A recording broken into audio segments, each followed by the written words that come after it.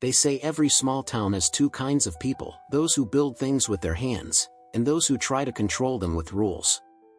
But when a woman with a clipboard tried to claim a man's bridge as community property, she learned that some lines aren't meant to be crossed. Not in Tennessee, and definitely not on Trenton Veil's land. The first sound of trouble came not from shouting or sirens, but from wood, old cedar groaning under the weight of something it was never meant to carry. Trenton Veil heard it from his porch that morning, coffee steaming in one hand, the other resting on the worn rail he'd built himself. Down by the creek, sunlight flickered over the bridge, his bridge, the one he'd spent half a year shaping board by board. Then came the low rumble. Two cement trucks, heavy and impatient, crawled down the narrow gravel path that cut across his yard. He set his mug down. "Hey," he shouted, walking fast toward the water. "You can't take those across, that bridge isn't rated for that kind of weight." The first driver leaned out, a ball cap shadowing his eyes. "Lady from the HOA said it's fine. Shortcut to the new build." Trenton's stomach dropped. "The HOA lady?" he asked. "Yeah, Judith something. Said this whole area's community property." The truck rolled forward before he could argue. Tires crunched over cedar, wood groaned, and the bridge sagged just enough to make his jaw tighten. By the time the second truck followed, all he could do was watch, helpless, furious, and quiet. When the noise faded and only the smell of diesel and dust remained, he saw the splinter line running through one of the beams, small, but deep enough to tell him what was coming. He looked down at the water, muddy and still. A dragonfly hovered for a moment, then vanished into the reeds. That bridge wasn't just lumber and nails. It was his mark, proof that he still owned something real in a world full of rules, permits, and people who mistook power for authority. And now someone had just stomped all over it. Judith Bramwell had arrived in Riverside Meadows 6 months earlier like a storm dressed in navy blue. Mid-50s, always in heels, clipboard in hand, the kind of woman who could make a neighborhood meeting feel like a court hearing. To most folks, she was the president of the Homeowners Association. To Trenton, she was a walking rulebook that never shut. She'd sent letters at first. Visible trash cans violate Section 4B. Fence color not approved by the board. Bridge appears to extend beyond residential boundary line. He ignored the first few. Paid his dues. Mowed his yard. Lived quiet. But Judith wasn't the kind of woman who liked being ignored.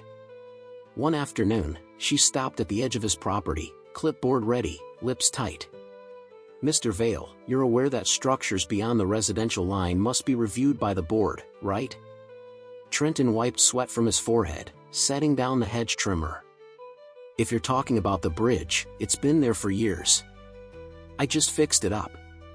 "Repairs count as modifications," she said, that polished tone sliding off her tongue like oil. "I'll need documentation." He frowned. "Documentation, for fixing my own bridge?" "Protocol," she smiled, turning away. That was the first spark. Over the next weeks, he started noticing tire marks cutting across his lawn, long, deep, and fresh. At first, he thought maybe a teenager with an ATV. But then he saw it again, a cement truck crawling across his bridge, its drum spinning, tires spitting mud. He ran out yelling, "Get off that bridge!" The driver shouted back, "HOA approved it. Said it's fine." When the truck disappeared into the trees, Trenton stood staring at the deep ruts it left behind. Something inside him hardened, not rage, not yet. Just a quiet, steady certainty that someone had crossed a line. That night, under the porch light, he pulled out his old property map, the one stamped by the county. The bridge sat 12 feet inside his boundary. Not shared. Not community. His. He made copies, took photos, and went down to the county office the next morning. The clerk stamped the documents and nodded. "Yep. That bridge is yours, Mr. Veil. No question." He felt a flicker of relief, short-lived. Because that afternoon, Judith was back. Same blazer. Same clipboard. He met her halfway down the driveway. "Miss Bramwell," he started, "your trucks have been—" "I'm aware," she interrupted, smooth as glass. "They're using the quickest route to the new construction." "Temporary." "It's not a route," he said, jaw tight. "It's my property." Her eyes barely flicked toward the bridge. "Technically, the creek runs along the shared boundary. That area could be considered communal use." "Not that section," he said. "I checked the maps." "Well," she said with a small shrug, "maybe you should have attended the HOA meeting. We discussed accessibility concerns." He stared at her, trying to decide if she was joking. "You can't vote to use my land." "The board approved it," she said simply, turning away. There was no board. There was only Judith. That night, he sat on the bridge with a flashlight, staring at the split beam. The sound of frogs echoed through the hollow. He ran a thumb over the crack and whispered, "You're not breaking again." Not for them. He didn't know then that this fight would turn the whole neighborhood upside down. But he could feel it coming, like thunder before rain. And in small towns like Clarksville, thunder always means someone's about to learn respect the hard way. The morning it happened was hot enough to make the air shimmer above the gravel road. Trenton Veil had been up since dawn, repairing a fence post near the garden, when he heard that sound again, the deep, grinding hum of diesel engines. He froze, heart dropping. Through the trees came two cement trucks, same company, same drivers, following the same illegal shortcut. "You've got to be kidding me," he muttered, tossing down his hammer. The first truck slowed near the creek, the driver leaning out. "Morning." HOA lady said, "We're clear to cross again." Trenton waved his arms. "You're not clear. That bridge can't take that weight. It's my property." The man shrugged, wiping sweat from his brow. "She's paying by the hour, not me." And then, he hit the gas. The bridge shuddered as the front tires climbed onto the cedar planks. Each board moaned in protest, a hollow, aching sound that sent chills crawling up Trenton's spine. He could almost hear his father's voice from years ago, "If something breaks, you fix it with your hands." But this wasn't his break to fix anymore. It was theirs. The truck crept forward, the entire structure bowing beneath it. The second driver shouted, "You sure it's safe?" The first just laughed. "Feels solid enough." That was the last thing he said before the world snapped. A sharp crack cut through the air, not the slow sag of failure, but the violent break of justice served. The center section of the bridge gave way, dropping 3 feet into the pit Trenton had lined with wet clay and water. The truck's back end sank like a stone. Mud exploded upward, splattering the windshield, the driver's door, the trees. The man inside shouted, scrambling out as the cab tilted. "What the hell is this?" he yelled, boots sinking instantly into the muck. From his porch, Trenton didn't move. He crossed his arms, face calm, eyes steady. He'd waited a long time for this moment, not out of revenge, but out of proof. The second driver stayed back, shaking his head. "Told you this wasn't no service road." Within minutes, the sound of engines drew a small crowd. Neighbors stepped out onto their lawns, phones raised, hands covering mouths. Patricia North whispered to Cole Finney, "That's Trenton's bridge, isn't it?" Cole nodded slowly. "Sure is." Then came the roar of Judith Bramwell's SUV, kicking up dust as it tore down the gravel. She parked crooked, heels clicking fast across the grass. Clipboard in hand, always that clipboard. "Mr. Veil," she called out sharply, "what on earth did you do?" Trenton lifted his coffee mug, took a slow sip, then set it down on the railing. "Funny," he said, voice calm as morning fog, "I was about to ask you the same thing." Her cheeks flushed. "This is property damage. You'll be paying for this." He stepped off the porch, boots creaking against the steps. "Private property," he said evenly. "You mean mine?" The trapped driver raised his hands. "Ma'am, I was told this was a shortcut, HOA approved. I didn't know it was his yard." Trenton's gaze never left Judith. "And who told you that?" The driver hesitated. "The lady who runs the HOA." For a moment, the only sound was the truck's engine sputtering in the mud. Then Judith hissed, "You think you're clever, don't you?" Trenton glanced toward the broken bridge, where sunlight shimmered across the muddy water. "No," he said quietly. "Just tired." Behind them, neighbors gathered in a half-circle, quiet, curious, and a little thrilled. Everyone knew about Judith, her letters, her warnings, her obsession with control. But no one had ever seen anyone stand up to her. Until now. Judith marched up, heels sinking slightly into the wet grass. "This is unacceptable. I'll have the county involved by noon. You'll be hearing from our lawyers." Trenton didn't blink. He reached under his arm, pulled out a small folder, and handed it to her. "Before you make any calls," he said, "you might want to look at this." Inside were maps, photos, and county-stamped boundary records. "That bridge," he said, "is on my land. Every inch of it.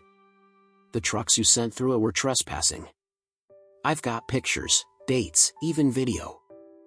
Judith froze. She wasn't used to people coming prepared. Her eyes darted between the folder and the wrecked bridge. The driver shifted awkwardly, kicking mud from his boots. "You set this up," she muttered. "You wanted this to happen." Trenton's voice dropped lower. "No. You made it happen.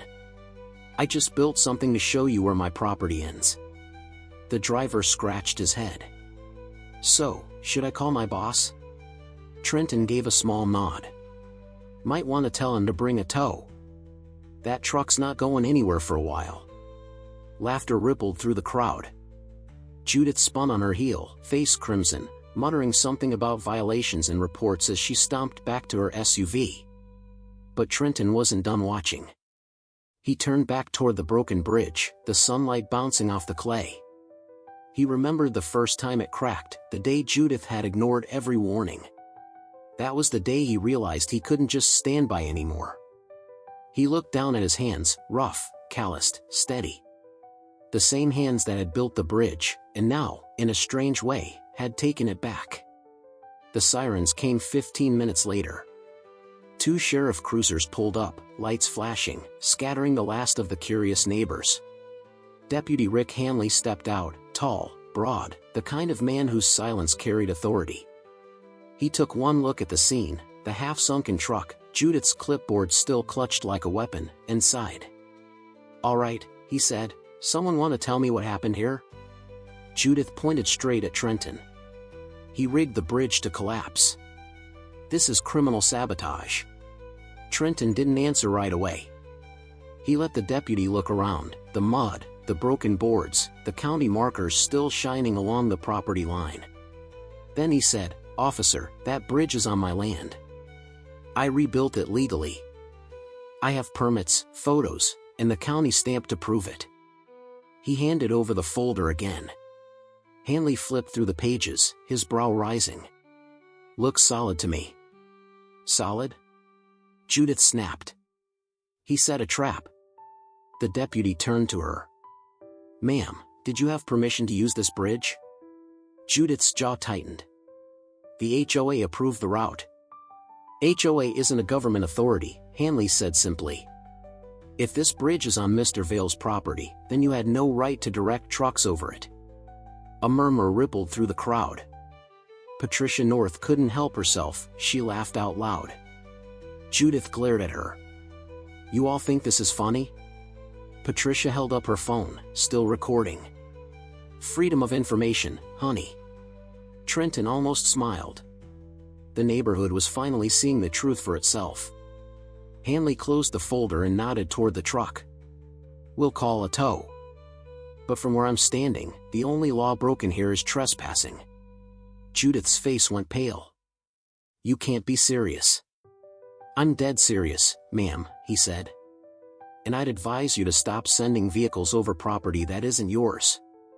As the tow crew arrived, mud sucking under their boots, Trenton stood quietly off to the side.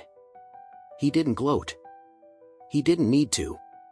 The proof had spoken louder than any argument. Cole walked up beside him, cigarette hanging from his lips. "Well," he said with a grin, "that's one way to make a point." Trenton exhaled slowly.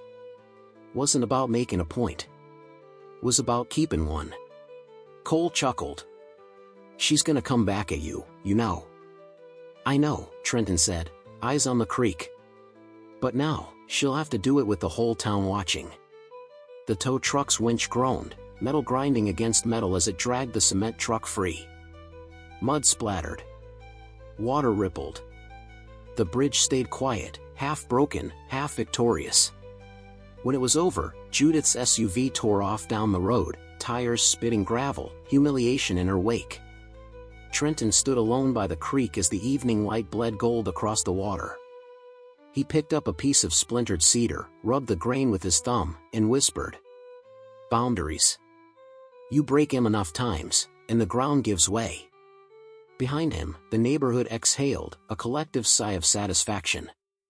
But deep down, Trenton knew this wasn't the end. Because people like Judith didn't disappear after losing. They plotted. And the next fight wouldn't be about bridges or trucks. It would be about reputation, the kind of battle that's fought with whispers, emails, and official letters. And when that day came, Trenton Veil would be ready. For a few days, Riverside Meadow went quiet. No trucks. No letters. No meetings. The only sound was the lazy hum of cicadas and the soft trickle of water under what was left of Trenton Veil's bridge. But in neighborhoods like this, silence never lasts long. On Saturday morning, the peace broke, not with noise, but with whispers. An email had gone out from the HOA. Subject line, community reminder, safety, cooperation, and compliance. It didn't name names, but everyone knew who it was about. It spoke of reckless behavior, unauthorized modifications, and a dangerous incident involving private construction. By sunset, people were talking again, on driveways, in grocery lines, behind half-closed blinds. Some believed Judith's version. Others didn't. Trenton didn't bother to argue. He'd learned long ago that truth doesn't need to shout. Instead, he printed every record he had, the deed, the survey maps, the sheriff's report, and pinned them to his front door. By Monday, half the neighborhood had walked by to read them. A few nodded with quiet approval. Others just looked away, uncomfortable with the idea that authority might have been wrong. Judith never showed. Not that week. Not the next. But Trenton knew better than to believe she was done. The envelope came 2 weeks later. Thick. Stamped with the HOA seal. Inside, a notice of fines totaling $4,800. Unauthorized structural modifications. Endangering community contractors. Failure to comply with board directives. Trenton stood by the mailbox, reading each line twice. Then he laughed. Just once. A tired, humorless sound. Cole wandered over from next door, coffee in hand. She really did it, huh? Trenton handed him the letter. She's not trying to win. She's trying to wear me down. Cole took a sip. You gonna pay? No, Trenton said. I'm gonna call the county. 2 days later, a white pickup with a county logo rolled up. An inspector stepped out, clipboard in hand, a different kind of clipboard. One that actually mattered. Morning, Mr. Veil, the man said, tipping his hat. Got a request to verify property boundaries. Glad you're here, Trenton replied. They walked the line together, from the mailbox down to the creek, measuring, checking, photographing. The inspector jotted notes, then smiled faintly. You're clean. Bridge sits 12 feet inside your property. Paperwork solid. She's got nothing. Trenton nodded. Appreciate it. Word of advice, the man said, sliding his clipboard under his arm. Folks who use rules to bully others, they don't stop until someone shines a light on them. Don't let her drag you into the dark. Trenton smiled slightly. Already learned that lesson. That Thursday night, he walked into the community hall for the first time in years. The HOA meeting was already underway. Judith stood at the front beside a projector, flipping through slides about neighborhood integrity. When she saw him, her hand froze mid-click. The room went still. "Well," Trenton said, voice calm but carrying, "figured I'd stop by since I seem to be one of those integrity concerns." A few people chuckled nervously. Judith straightened. "Mr. Veil, this isn't the appropriate." "It's exactly appropriate," he said, stepping forward. He dropped a folder onto the table in front of the board. Inside were copies of the county inspection, the police report, the deed, everything. "I tried to play by your rules," he said. "I warned you. I showed proof. You ignored it. You sent trucks over my land. Twice. When the bridge broke, you called it sabotage. But all I ever did was protect what's mine." The room stayed silent, except for the low hum of the air vent. "You talk about community," Trenton went on. "But a community isn't built on control. It's built on respect. And that means knowing where your line ends and somebody else's begins." A gray-haired woman on the board, one of Judith's usual allies, spoke softly, almost to herself. "He's right. We've all felt it. The warnings, the letters, this has gone too far." Murmurs spread through the room. Heads nodded. Judith's face tightened. "This is slander." "No," Trenton said, voice steady. "This is accountability." He gathered his papers and turned to leave. "I'm not looking for trouble," he added quietly. "Just peace." But peace doesn't come from silence, it comes from boundaries. As he walked out, the sound of quiet applause followed him, hesitant at first, then stronger. By Monday morning, the neighborhood had a new email in their inbox. Emergency HOA vote results. Effective immediately, Judith Bramwell will step down from her position as HOA president pending internal review. Trenton didn't celebrate. He didn't need to. He just brewed a cup of coffee, stepped onto his porch, and watched the creek shimmer under the afternoon sun. For the first time in months, the air felt clean. Weeks passed. The mud dried, grass grew back over the pit, and the neighborhood finally found its rhythm again. Then one late afternoon, a familiar SUV slowed at the edge of his yard. The door opened. Judith stepped out, no blazer, no clipboard, just a gray sweater and jeans. She hesitated at the edge of the grass, then walked toward him. "Mr. Veil," she said quietly. "Miss Bramwell." The air between them was thick with things unsaid. "I came to apologize," she said finally. Her voice wasn't sharp anymore. "I went too far." Trenton said nothing, waiting. "I let the position get to my head," she continued. "When I moved here, I wanted to make things orderly. But somewhere along the way, I stopped seeing people as people." The wind stirred the trees, carrying the faint smell of rain. Trenton nodded slowly. "You don't have to explain it to me. Just don't do it again." She smiled, a small, tired smile. "I won't. And the fines are gone. I made sure of it before I stepped down." "That's good to hear." She turned to leave, then stopped halfway down the path. "For what it's worth," she said, "you were right. Control isn't the same as order. I just didn't see it until I lost it." Trenton leaned back in his chair. "Sometimes it takes breaking something to understand how strong it really was." Judith nodded once, then walked back to her car. She didn't look back. That night, rain came, soft and steady. Trenton sat on the porch with Cole, 2 mugs of coffee steaming between them. "She really came by, huh?" Cole said. "She did. Never thought I'd see that." "Me neither," Trenton admitted. They sat in silence for a while, listening to the rain tapping on the roof. Cole took a sip. "You ever regret what you did?" Trenton shook his head. "No. Because it wasn't revenge. It was a lesson. Sometimes standing your ground doesn't mean fighting, it just means letting the truth do its work." Cole chuckled. "You ought to put that on a sign." "Nah," Trenton said with a faint smile.